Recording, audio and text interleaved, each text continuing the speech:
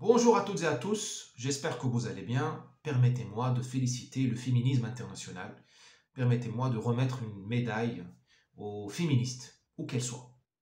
Parce que là, une femme a réussi à mettre le monde au bord de la guerre, de la Troisième Guerre mondiale, ou du moins d'une très grande guerre régionale. Félicitations à Nancy Pelosi. Congratulations. Nancy Pelosi, chapeau. Voilà. Là, vous avez démontré que l'égalité homme-femme est absolue. Absolue. Parce qu'avant, on disait la violence, c'est les hommes, la guerre, c'est les hommes, les femmes, c'est la maternité, c'est la tendresse, c'est la douceur. Non. Là, c'est bon. Là, vous avez démontré avec une visite, avec votre masque magnifique, votre masque bleu. Je ne sais pas d'ailleurs ce que vous cachez, Madame Pelosi, parce que normalement, ne se couvre la face que ceux qui ont des choses à se cacher, parce que vous avez à vous cacher.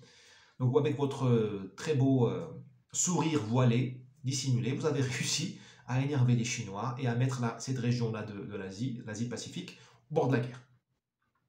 Donc voilà, donc nous sommes à l'égalité homme-femme, donc on peut fermer les portes, on peut descendre le store. L'Occident a réalisé sa vocation. Bon, la prochaine guerre, il ne nous reste plus qu'à provoquer une guerre avec un transsexuel. Voilà. Là, ce serait vraiment... Peut-être que la prochaine guerre au Moyen-Orient sera provoquée par l'ambassadeur de France LGBTQ. Peut-être qu'ils vont l'envoyer à Jérusalem pour faire du tractage. Voilà.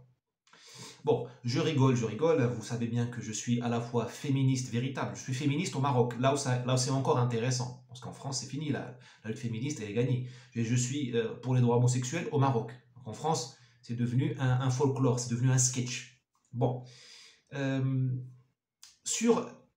J'entends M. Mélenchon qui nous fait des cours très doctement sur la Chine et Taïwan. Mais le sujet n'est pas la Chine et Taïwan, on s'en fout. Le sujet, c'est ne pas ajouter de l'huile sur le feu. Il y a la guerre en Ukraine, donc en Europe. Madame Pelosi n'avait pas à se rendre à Taïwan. C'est ça le sujet. On s'en fout que la Taïwan soit un jour récupérée par la Chine, on s'en fout. C'est pas le sujet, c'est intéressant, mais ça ne vous intéresse pas. C'est pas le moment, c'est de rester chez soi et de régler les problèmes un par un. La crise en Ukraine. Ensuite, Mme Pelosi et les démocrates nous disent oui, mais nous voulons l'autodétermination, nous voulons que Taïwan reste indépendante. Mais où était Mme Pelosi quand Hong Kong a été récupéré par les Chinois? Ah, il y avait la pandémie. D'accord, donc elle était en train de masquer les Américains et de sortir Trump, de faire son hold-up contre M. Trump. Hold-up démocratique, tu parles. Hein, ils l'ont diabolisé, ils l'ont accusé de tous les maux. Ils lui ont volé les élections, évidemment, ça vous le savez. Ils ont terrorisé les Américains avec leurs masques, avec tout ça. Je me rappelle très bien de Mme Pelosi qui est en train de déchirer, en pleine session du Congrès, déchirer la lettre que lui a donnée Trump ou le discours qu'il a donné derrière lui. Vous pourrez récupérer les images sur YouTube.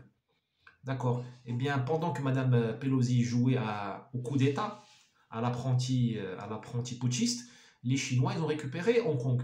Ils ont muselé Hong Kong. D'accord. Donc, il ne faut pas qu'elle nous fasse le coup de j'aime la démocratie, j'aime les Chinois libres et dissidents.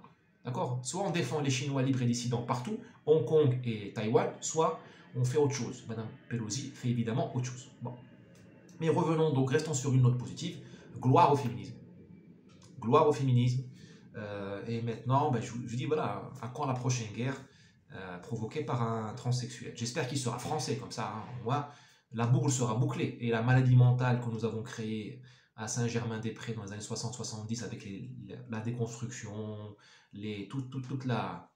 toutes les idées malades qui sont sorties de Paris-Vincennes et de Saint-Germain, bah, il faut que ça nous revienne dans la gueule. Comme ça, au moins, l'effet boomerang aura été complet. Bon, je ne souhaite pas une guerre mondiale, mais je n'ai pas l'email de Mme Pelosi, donc je vous laisse le soin, si vous l'avez, de lui écrire, de lui dire de rentrer aux États-Unis et de s'occuper des problèmes des Américains.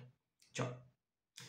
Peuple américain qui n'a rien à voir avec Mme Pelosi. Hein. Évidemment, ils l'ont élu, il s'est trouvé des Américains pour les lire, mais le grand peuple américain va au-delà de ces figures toxiques qui le représentent depuis la chute de M. Trump. Ciao.